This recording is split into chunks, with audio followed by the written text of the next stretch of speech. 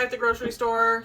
We're doing salad dressing, specifically vinaigrette. So the base for your vinaigrette is super easy. It's 3 parts oil, 1 part vinegar. So for example, 3/4 of a cup of oil and 1/4 of a cup of vinegar.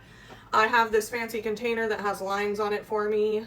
Does anybody remember these? I think they came with like the Wishbone Italian dressing packets or something. I thrifted a couple of these. I remember these from when I was younger. I've done apple cider vinegar, but mainly it's going to be either a balsamic or a red wine vinegar for a basic Italian vinaigrette.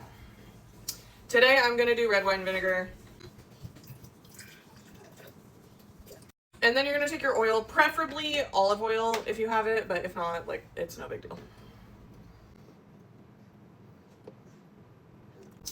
I would like to note, if you like a tangier dressing, or if you are putting it on something like pasta salad, I do recommend a 2-to-1 ratio, that being a 1/2 cup of oil to a 1/4 cup of vinegar.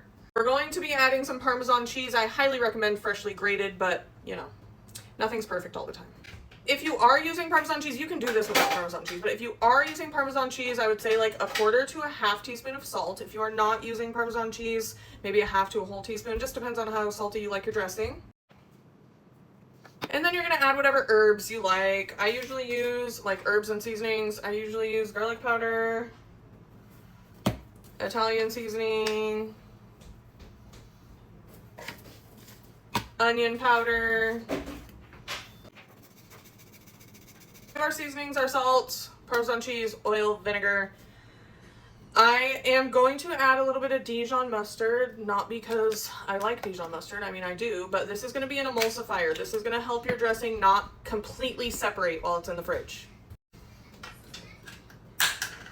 It doesn't take much, guys, just like a teaspoon or something.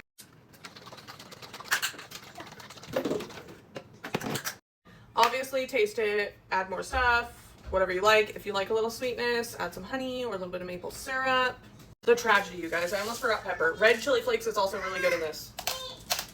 And there's our Italian dressing. This is something that's going to taste significantly better after it has sat in the fridge. I do suggest making this ahead. You also can sub dried herbs for fresh herbs, but you would have to use about 3 times as much because dried herbs are 3 times stronger than fresh herbs. Hope that helps. Also, this stays good for up to a week in the fridge.